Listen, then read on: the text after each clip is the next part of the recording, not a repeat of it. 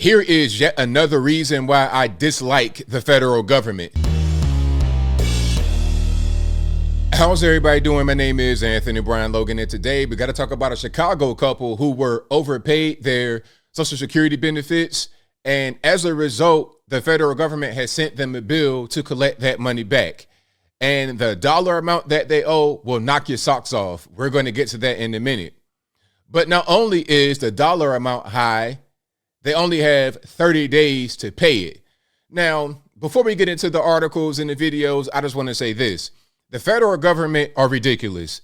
When it comes to you and I, regular normies, tax-paying citizens, we have to give our money right away. Can't be late. It's got to be the exact amount. We have to do all that, and we're held to that responsibility. Now, if we overpay the money that they say we may owe, they're dragging their feet to give us the refund. One time I opted to do the direct deposit refund from the IRS, and they shortchanged me. They literally bucked on me. And what's my recourse? Can I go to them and say, hey, I didn't get all my money? Or like, how am I going to be able to get that money back? Sure, I could try to call the IRS, but good luck getting them on the phone. But hey, when they give you too much of your own money, by the way, because if you're a tax-paying citizen, the government's money is your money. When they give you too much of your own money back, they say, hey, man, I'm going to need this 5-figure amount immediately. And if you can't pay it, it'll be a problem. Now, before I go into anything else, let's jump straight into the article and the video. If you want to read this article and see the video in full without my commentary, link as always will be in the description box. If you're on IG, visit the link in the bio, go to the corresponding article on the website, but you see the headline right here. Social Security recipients struggle to pay back agency after unexpected overpayments. And the full video is like 13 or so minutes. We're not going to see the entire thing. We're going to see a clip, but you see the graphic right here on the opening screen. It says, our mistake is your responsibility. Imagine that.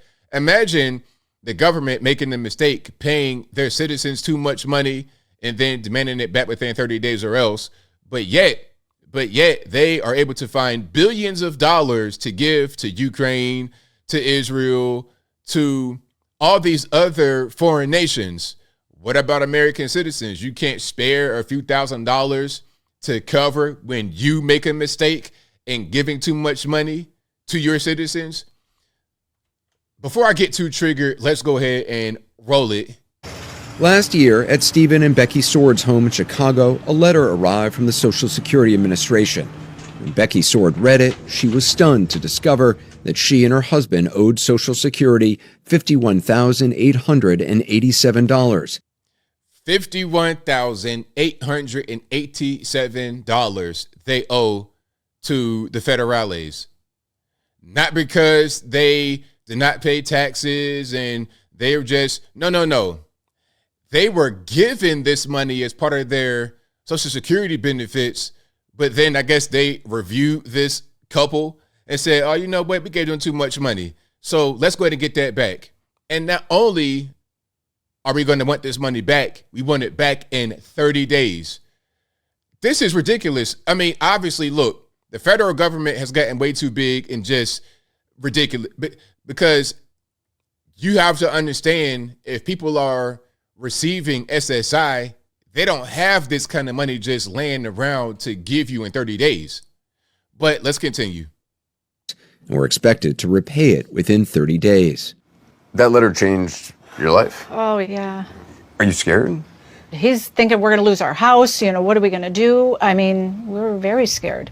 You know what? As I was thinking about how they would be able to pay the money, and then when he said that it changed your life, my thought process immediately went to, they'll probably sell their home and take the money that they get from that and put that toward paying basically a tax bill that is not even their fault. They were given this money by the federal government, and now they want to say, oh, we want that back, sell your house, basically. When we spoke with Stephen and Becky Sword in August, Stephen was making $16 an hour as a security guard on the overnight shift at a condominium complex. Becky was working days as an occupational therapy assistant in a nursing home. They're 62 years old and have worked full-time most of their lives. But for several years now, Stephen's been dealing with the effects of a pancreatic disease that nearly killed him in 2016. This is crazy. My man is still working in his 60s and has a disease, like he's actually sick, and y'all want to get money back from these people that you gave them. They didn't steal the money. They didn't do any PPP loans. You know, and I'm going to just pause for a second. Then we're going to get back to the video. This is what kind of drives people to get involved in criminality. The PPP loans, most of that was fraud, or at least, I ain't going to say most. A lot of it was pure fraud.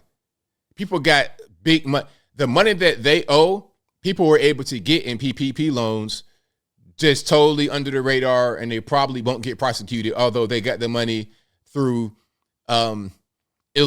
through illegitimate means.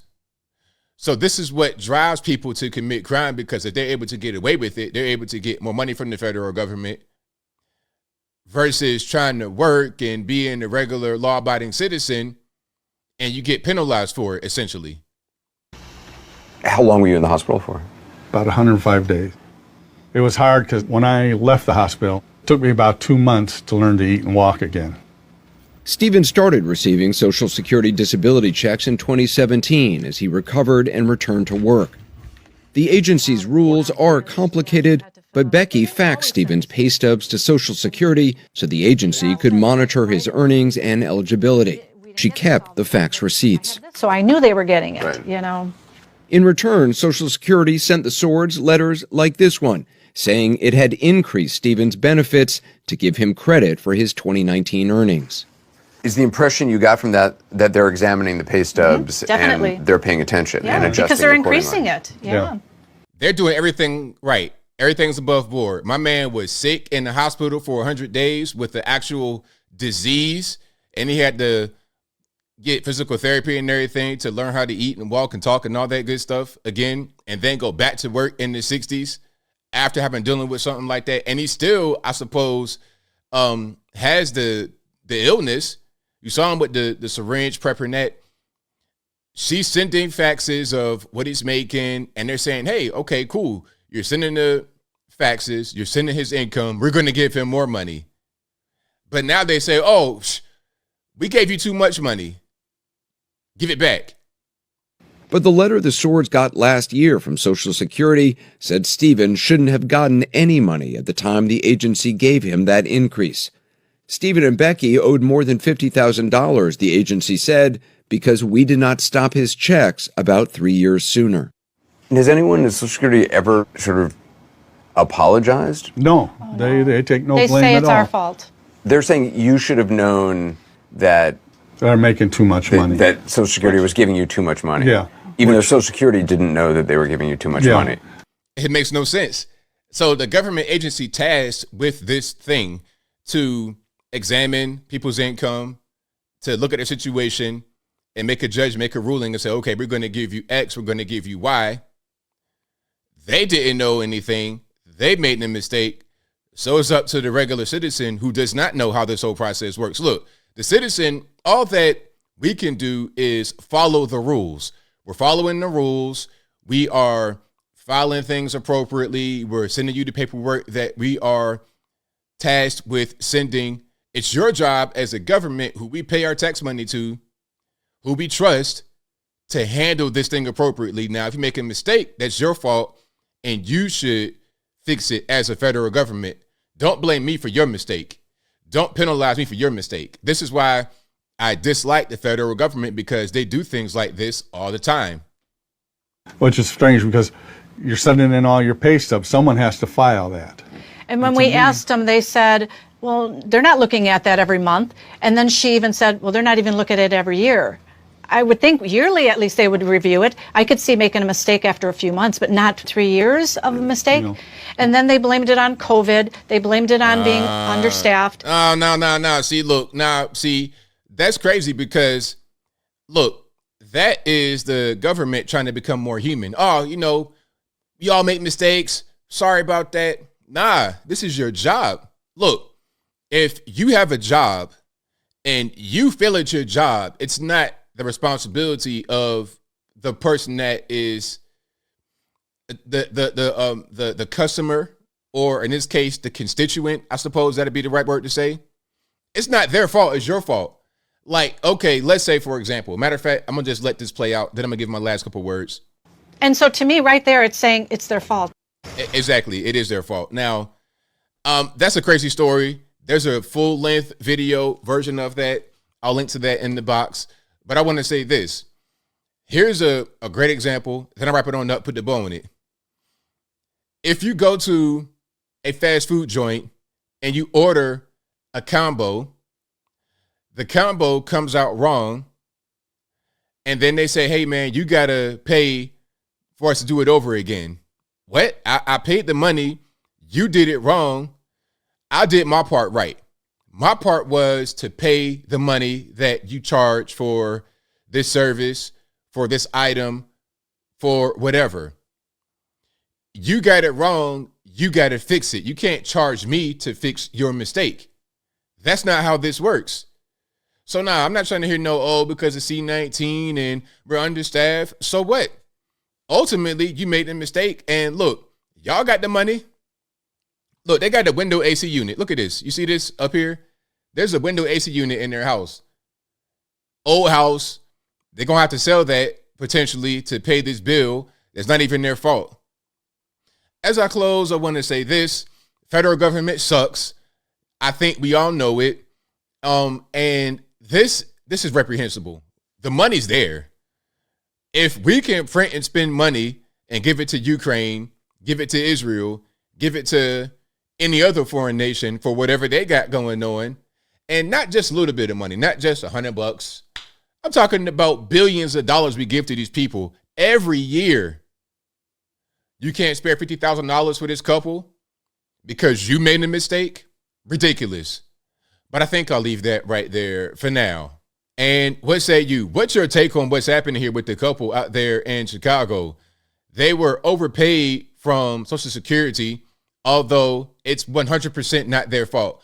They did everything by the book. They filed properly. My man had a legitimate, actual situation. He had a disease. He was in the hospital for 105 days, had to learn how to eat and walk and talk again. They're sending paperwork. They're sending the documentation. They're being rewarded with more money.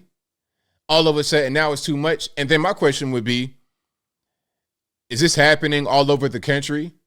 Are there others affected by the government's incompetence? Or is it just them?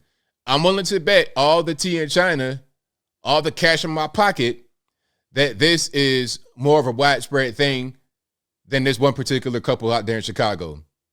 But whatever your thoughts are, please let me know in the comments below. And that's all I got to say for this video. If you like what you heard, please comment, rate, share, and subscribe. Peace.